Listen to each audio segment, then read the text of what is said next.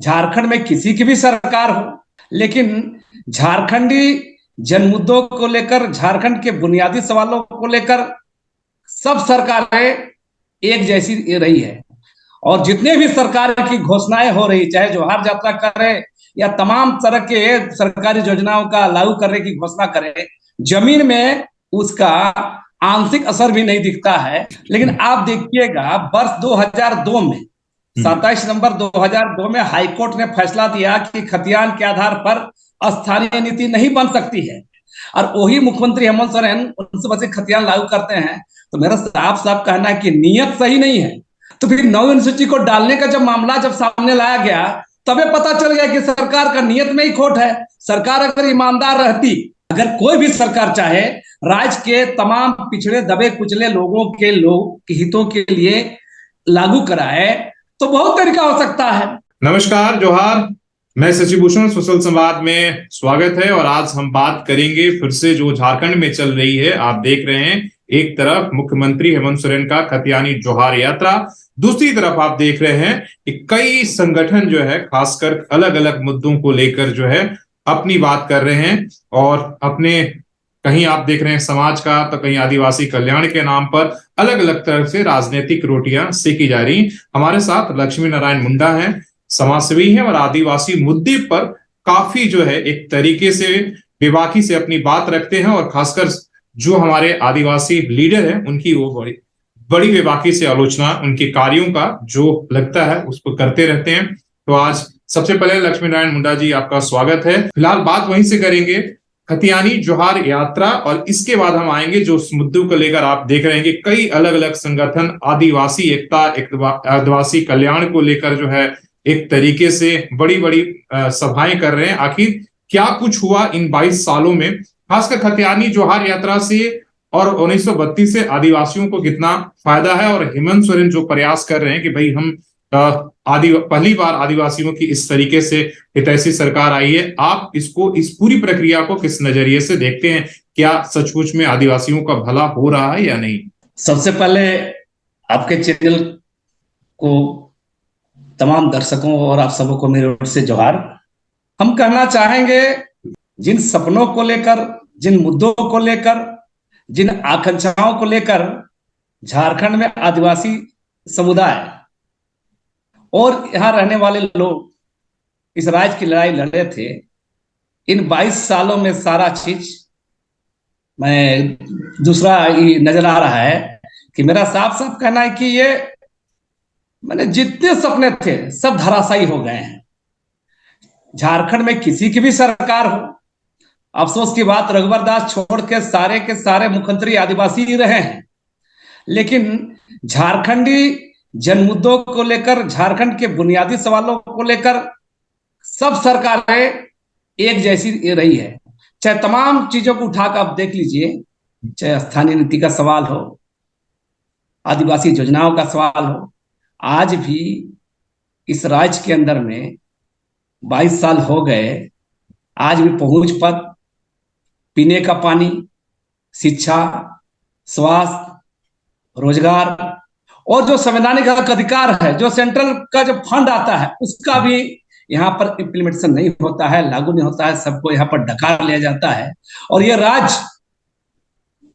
राजनेताओं के द्वारा, अधिकारियों के द्वारा, बिचौलियों के द्वारा, माफियाओं के द्वारा मैंने पूरा लूटा जा रहा है। और अभी आज जो सामने है, इन 22 सालों में आज भी यहाँ का जनता जहां खड़ा था, जहां पर ये समाज खड़ा था, आज वही पे है। और जितने भी सरकार की घोषणाएं हो रही, चाहे जोहार यात्रा करे या तमाम तरह के सरकारी योजनाओं का लागू करने की घोषणा करे, जमीन में उसका आंशिक असर भी नहीं दिखता है।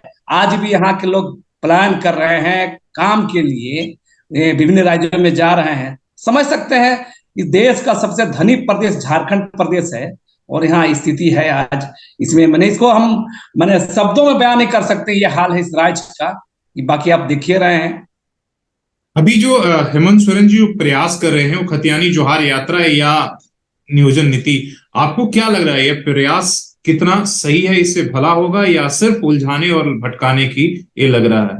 या जो भाषण लगातार अभी आप देख रहे हैं, जब से हाईकोर्ट ने खासकर जो है उन्हें नियोजन नीति को रद्द किया और राज्यपाल ने 1932 को लौटाया है, तब से आप देख रहे हैं कि और ज्यादा एग्रेसिव और एक अलग ही तरह की वो बात कर रहे हैं। तो आप उन तमाम शब्दों के जाल को किस तरीके से समझते हैं?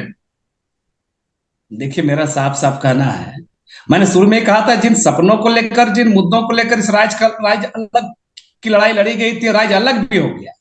तो राज्य बनने के बाद हम लोगों ने इस लड़ाई को भी शुरू किया कि राज्य बनने में प्राथमिकता यहाँ के झारखंडी लोगों को मिलना चाहिए। उसी लेकर स्थानीय नीति का आंदोलन भी हम लोगों ने शुरू किया था।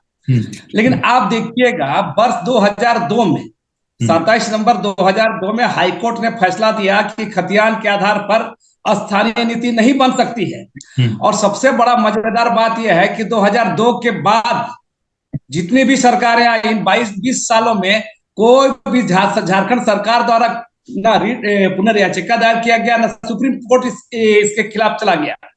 और वही मुख्यमंत्री पिछले साल विधानसभा में बोलते हैं कि 1932 का खतियान लागू नहीं हो सकता है, और वही मुख्यमंत्री हेमंत सोरेन 1932 खतियान लागू करते हैं। तो मेरा साफ साफ कहना है कि नीयत सही नहीं है। हम कह रहे हैं हेमंत सोरेन जी का भी नीयत सही नहीं है, झारखंड की जो सरकार है इसका भी नीयत सही नहीं है। दरअसल अभी यह फेंका फेंकी और सेंटिमेंट की राजनीति चल रही है। भावना भड़का दीजिए, जनता को गुमराह करके रखिए। और आप देखेंगे, जब देखिए हर मामले में नीतिगत निर्णय लेने में राज्य सरकार सक्षम है राज्य के सवालों पर।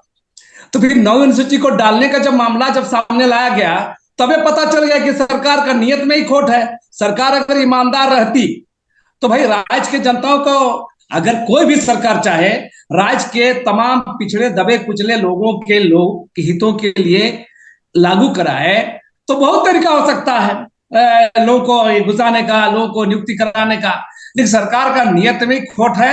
सरकार इस पर सीधे सीधे एक तरह से राजनीति कर रही है, और यहाँ के नौजवानों के प्रति, छात्र जल के प्रति ये सरकार के ईमानदारी नहीं है, नियत में खोट है।